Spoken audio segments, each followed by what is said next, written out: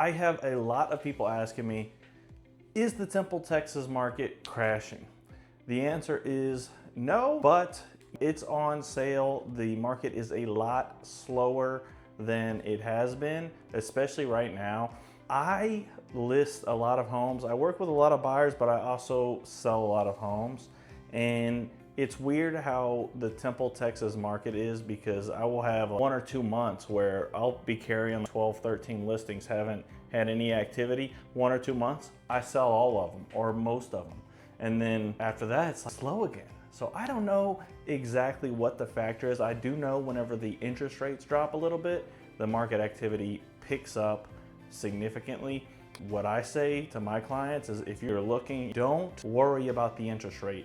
It's actually a little bit better if it's higher because you have less competition. Listen, we're starting off the new year, the first market update of the year. I personally, I'm neither here nor there on these market updates, you know? So if you don't like them, let me know. If you don't like any of my videos, you can let me know. You're not gonna hurt my feelings. I appreciate the comments on my channel. I appreciate my clients. I appreciate you guys who are watching these. Let's get right into it. All right, so how did 2025 treat the real estate market here in the Temple area? The prices went down a bit. In 2024, the median price was $277,000. And in 2025, the median price was $264,000. So what is that, like a 5%? Golly, I don't really, my math probably isn't that good. That's like 5% in my head. That's a lot. You consider the real estate market. But, you know, that's after a 2020 to 2022, 2023 were just huge increases in property value. So if you bought, and my biggest thing, you hold on to a home, you're probably not going to lose money. The idea is that it's just like the stock market. Some years maybe it goes down, but it's gonna have an overall trend para arriba. Okay, you got a drop of 5%. I like it because I like working with buyers, and I think it really helps my clients, you know, negotiating power. They're gonna get a better deal than they would have in 2022. They're gonna get a lot of benefits with buying this property than if they went where they had to compete with the offers. Side note, I'm now working with a seller. They're gonna sell it probably on sub 2. Like they're gonna have somebody take over the loan. But they did that. I pulled up the old sheet. They bought it in 2021. And it was like, they were listed at 340. They bought the home for like 75. Now I'm selling it. I listed it at 350, but they were previously listed at 350. Nothing. So that is the exact example of why, you know, it's hard to buy. And the interest rates are down because it's possible if you have to move really quickly, you're gonna end up like that. But like right now, I don't see that. Like all my past transactions, like probably my 7 most recent transactions, my client could probably sell it within 2 years and at least break even, if not make a little bit of money even. So that leads me in to why are the prices dropping?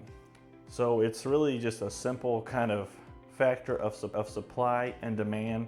We currently have 665 homes active on the market in Temple, Texas. So that's like 5.5 months of inventory for like, so in real estate school, the technical term for a buyer's seller's market is once it get over 6 months of inventory, you're currently in a buyer's market. You have had a few years of, you know, 0 months inventory. 5.5 months feels like a lot, and it is. I've been in real estate. I got in real estate like COVID was kind of going on, like a tail end of it. And this is a long time for me, but I personally, I like it because people who are out here getting after it, like myself, are actually, you know, deals, and it works out better for us rather than the people who were, you know, getting free money back in the COVID days from posting Instagram reels.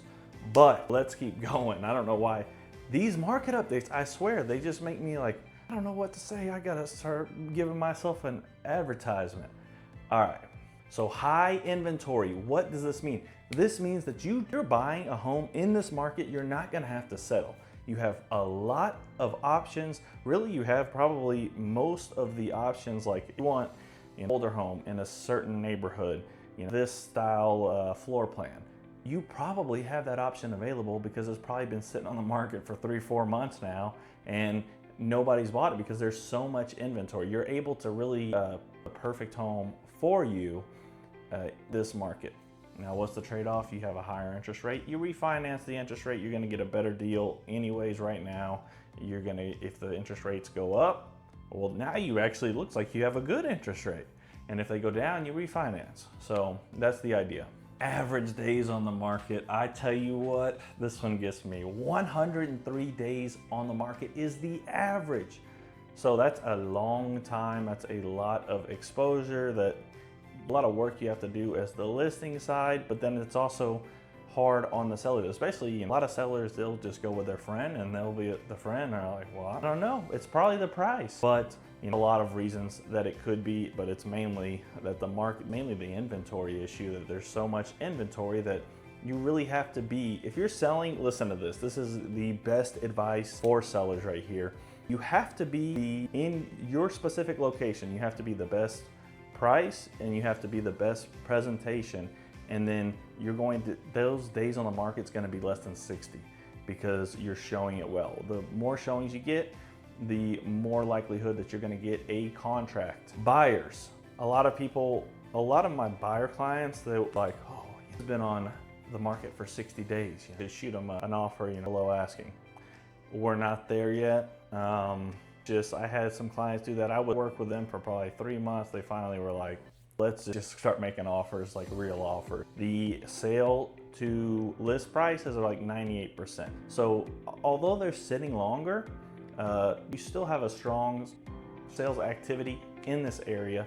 But if you work with me, you're probably gonna get more than a 2% discount, honestly. I haven't seen that statistic. I threw all of the statistics, the data from the sold MLS properties into Gemini, and I had it analyzed. It was like 98%. I've been seeing like 90 to 92% my personal clients. So I feel like you're gonna get a better deal if you work with me anyways, out of the whole market. You don't know other real estate agents' transactions, but I'd say around there. But you gotta take into account, like, these people, they want their closing costs paid for. So that's gonna equate to a higher price in some way. All right, so listen, here's my advice for 2026. If you are thinking about buying a home, right now is a great time to really have favorable terms. You're gonna really be able to pick your location. You can even go down to the neighborhood, to the style, and you're gonna get the right property for you. And listen, if you are making the move to the simple Belton area, don't guess. Let me guide you through the whole process, through the real estate transaction, through the location kind of guidance that you may need whenever moving. And listen, it's not only that, I will go above and beyond, especially, listen, if you're from YouTube, I'm gonna hook you up. You're gonna have the best experience you have ever had with a real estate agent. So please reach out to me. I wanna hear from you guys. I'm gonna pick up the phone. You can call me, you can text me, you can send me an email, you can schedule an appointment with me down below. I'm helping relocation buyers every single day get into the right property for them. Please give me a call. I hope y'all enjoyed this video. Let's get it.